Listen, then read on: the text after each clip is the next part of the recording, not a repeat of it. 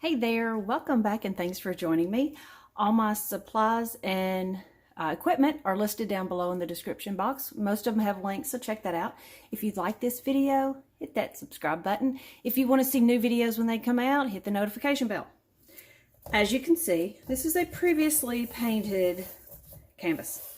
I like to play on these, and I'm going to add some texture to this one, so I'm not worried about this at all. So, having said all that, I went ahead and got a cup poured up. Now I've got greens, a green, a red, 3 blues, a shimmer blue, copper, and white. And I'm going to do this with the white because I want some definite lines in there. So I just squirted it right through the center. Okay, I'm going to do a ring pour. Then I'm going to do some texture spots in it, unless I just love the ring pour, and then I won't. But that's on standby. All right, so let's get this going. Now my mixture, let me touch base real quick on that. My mixture for one of these bottles is 80 grams of glue or Floetrol. Half of that is 40 of paint, half of that is 20 of water. I usually do about 30 of water. I up the water a little bit because I want it more runny. But that's just for one of these bottles. It gives you enough room to shake and everything like that. So you can fill them up, then you won't have room to shake it up. So that's my general recipe for these. You can use that recipe for anything. If you're mixing in a cup, do 40 grams, 20, and 10, 15, something like that. So just keep halving it. Whatever you're doing it with, just half it. All right, so I'm gonna start pouring. And now I'm gonna go around because I definitely want bigger lines, not the little bitty turns. So I'm going to start like this.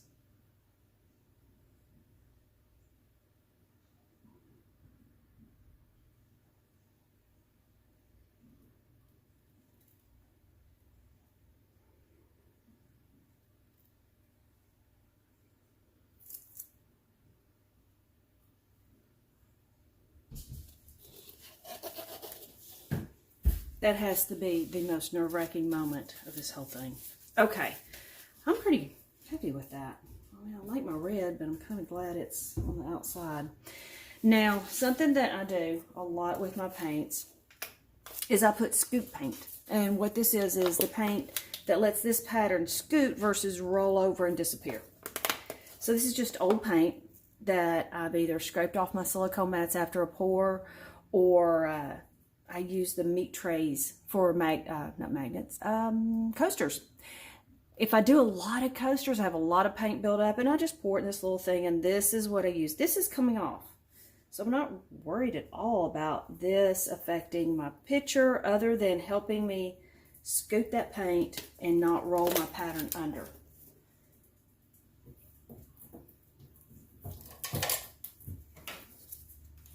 Spread it around just a little, just enough to be there.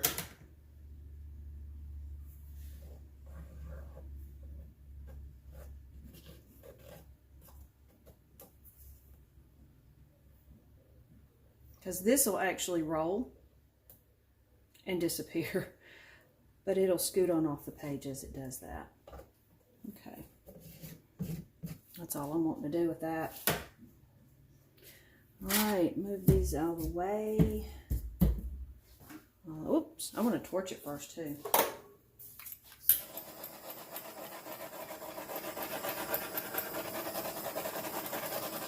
All right, perfect. Okay, let's see what we end up with. We get the scale out of the way. All right. Now see how that pattern's just scooting along? It's not disappearing on me.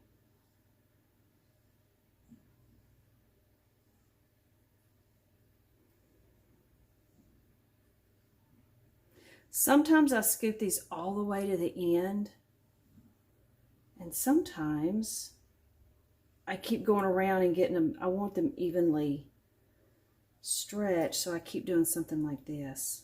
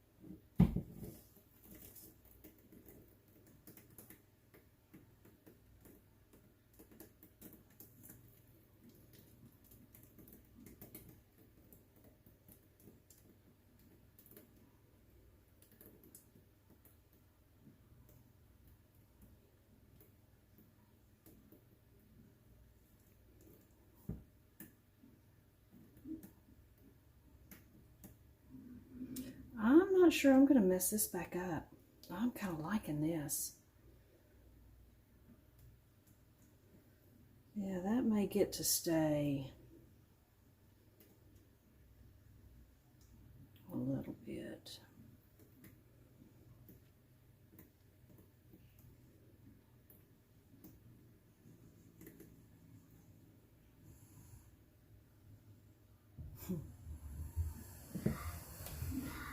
Yeah.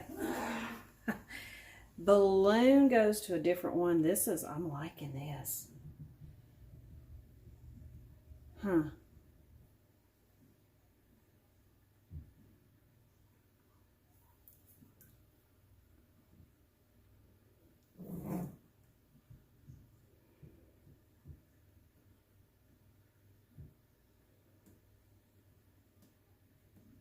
May take that off just a little bit and get more color. Let the white be toward a corner. Yeah.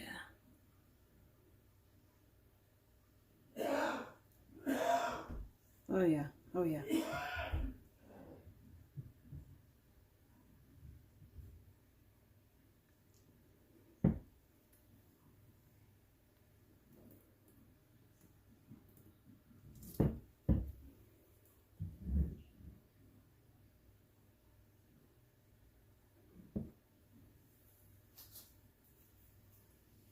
Go underneath, get all your drips. You want to come back and check that in a little while.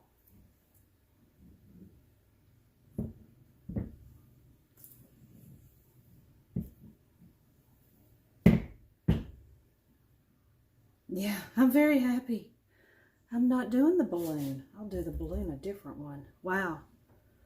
All right.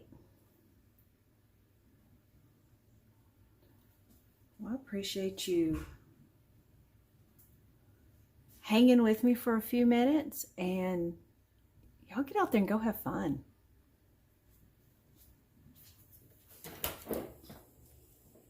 I am back.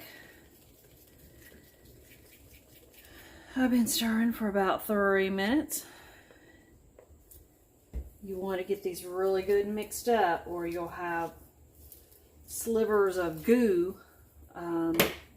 I did a picture, and apparently a strip of epoxy got on there that hadn't been mixed good. So make sure you do your 3 minutes. This is 30 ml part A and 30 ml part B. This probably won't take all of it, but it's really got a lot of rough texture to it. Plus I've added a little bit of glitter here and there.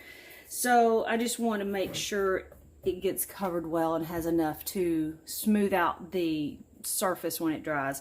So I'm going to use all this. Usually the 60 ml will do a 16 by 20. So we're not far off. So I'm going to take this and just pour it around the outside.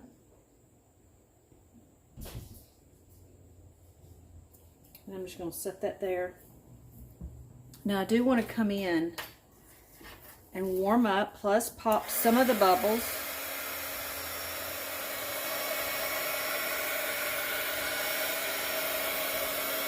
And when you get this warmer, it will flow easier, it will move a little bit easier for you.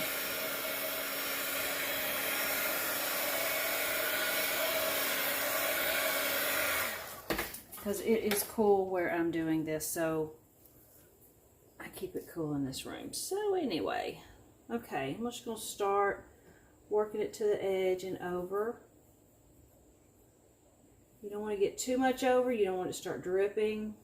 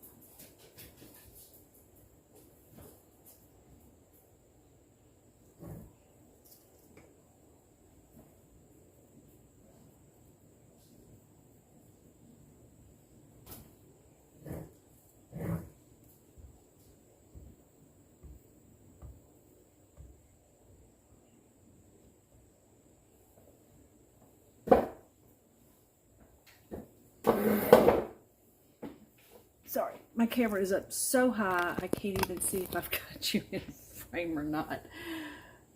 Alright, so I think I am good on this one.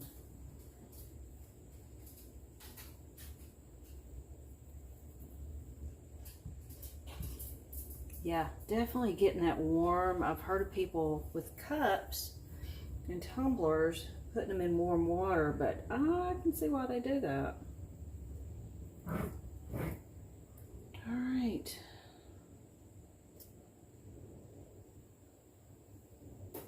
Oh, here comes Mr. Fly again.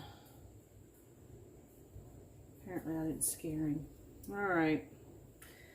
We'll have to see what to do about him, but in the meantime,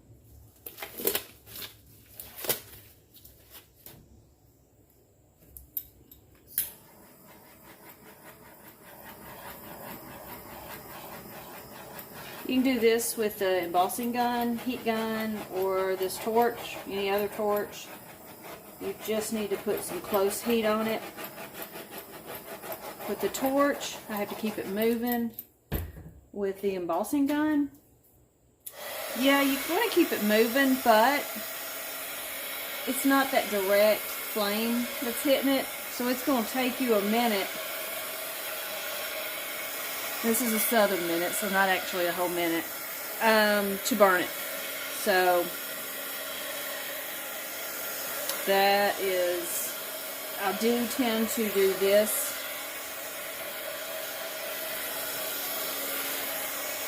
over the torch sometimes.